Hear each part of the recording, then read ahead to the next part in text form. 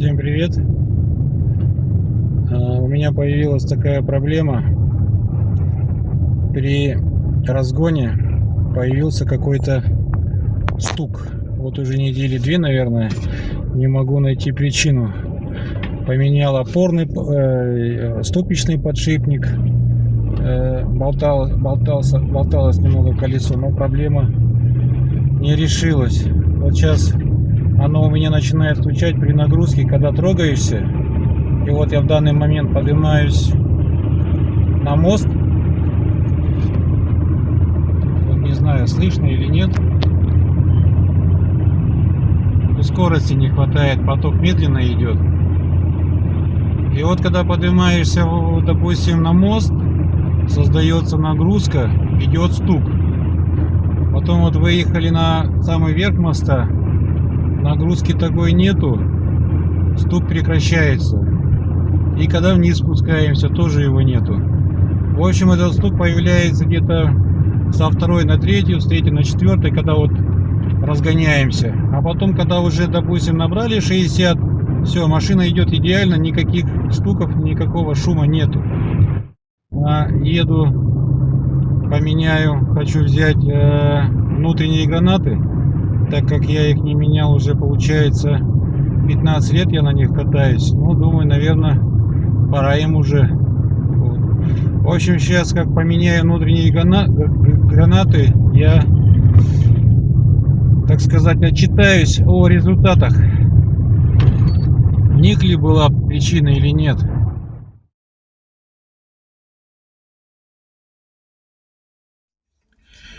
Итак, друзья, нашел я все-таки эту причину. Правда, на это ушел у меня еще целый месяц после последней съемки. Итак, сейчас расскажу поподробнее, как я нашел эту причину. Если кому-то не интересно, можете перемотать на конец ролика, где я уже скажу, что же было на самом деле. Итак, у меня появился стук. Появился стук после разгона двигателя. При нагрузке, когда разгоняюсь, там, либо поднимаюсь где-то на мост, то появился такой характерный стук. Вот. Если прислушаться в предыдущем ролике, то слышно этот звук. Вот. Но с чего я начал? Я поднял машину, поднял на чурбаки, включал вторую, третью передачу. Вот. Но никакого стука не было. Потом сходил к ребятам на СТО, к соседям в гаражах. Они посоветовали проверить ступичные подшипники. Проверил правую сторону, подшипник в идеальном состоянии. Проверил левое колесо, люфтит. Люфт есть такой. Колесо не гудит. Обычно гул стоит, если кто сталкивался с этим, знает, как на самолете летишь. А здесь колесо крутится четко, без шума, но люфт такой присутствует. Ну, я так где-то обрадовался, думал, ну, нашел причину. Значит, поменял ступичный подшипник, запрессовал, все, выезжаю, и представляете, опять тук-тук-тук-тук-тук-тук. Да ты чё, думаю? Ладно. Начинаю разбирать, думаю, так, пойду дальше сам. Начинаю разбирать, думаю, может где-то накладки, может быть суппорт где-то там, как его, может, болтики вот эти вот прослабли. Разобрал левое колесо, значит, все идеально. Разбираю правую сторону, смотрю, и я в шоке. Тормозная колодка вот эта вот, когда стирается, если, может, кто сталкивался, вот именно на пассатах, это у меня было уже несколько раз, сама вот эта накладка, она прям согнулась вот, под давлением. Бывают вот эти накладки, они бывают, металл идет, есть толстый и есть тонкий.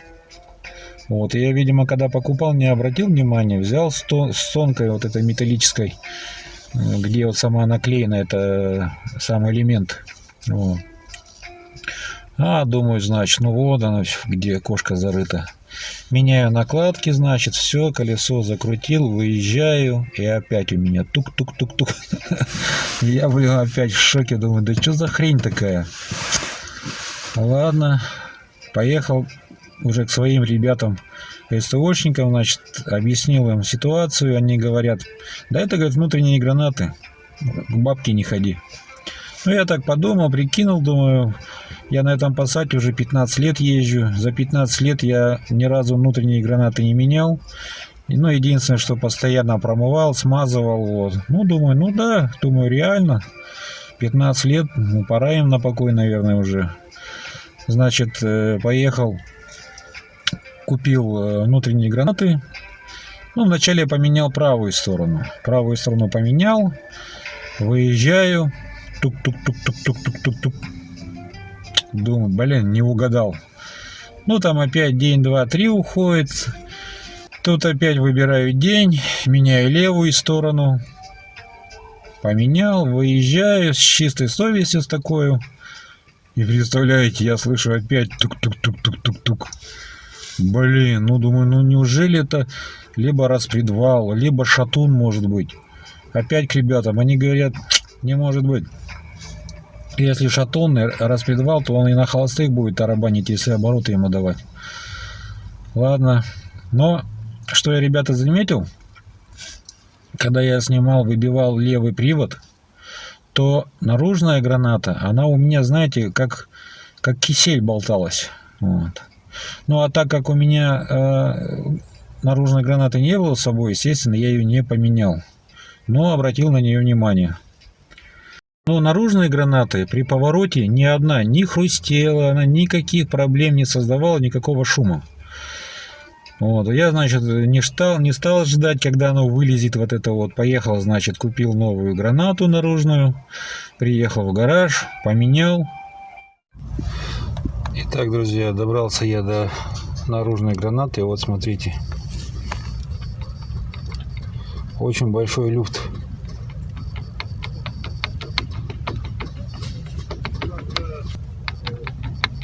Вот. Сейчас купил новую гранату наружную. Поменяем, выйдем и посмотрим результат. Вот. На поворотах не хрустит, ведет себя идеально. Вообще хруста нету. А вот по прямой. В общем, сейчас поменяем и потом посмотрим. И все, ребята, проблема моя решилась. Проблема была в наружной гранате, представляете? Вот в моем же случае все получилось наоборот. На поворотах работает идеально, никаких щелчков, ничего нету. А по прямой, пожалуйста, тарабанит. Я, честно сказать, да, никак вообще не ожидал, что это вообще наружная граната. Даже подумать не мог, думал, ну как, наружная граната. Да, у меня хрустело, я их поменял уже, хрен его знает сколько, знаете, за свое это время. Первый раз вот такое вот. Внутренние гранаты, да, они тоже были, выработка была там, вот, но, видимо, они еще ходили бы и ходили. Вот. Так что вот такая история приключилась с моей машиной. Так что, если вы услышите стук и если поменяете там внутренние гранаты, то имейте в виду, что может быть и это может быть и наружная граната. Так что, ребята, если кто перемотал, говорю, проблема была в левой наружной гранате, которая на поворотах не хрустела, никак себя не проявляла, а вот по прямой шел стук.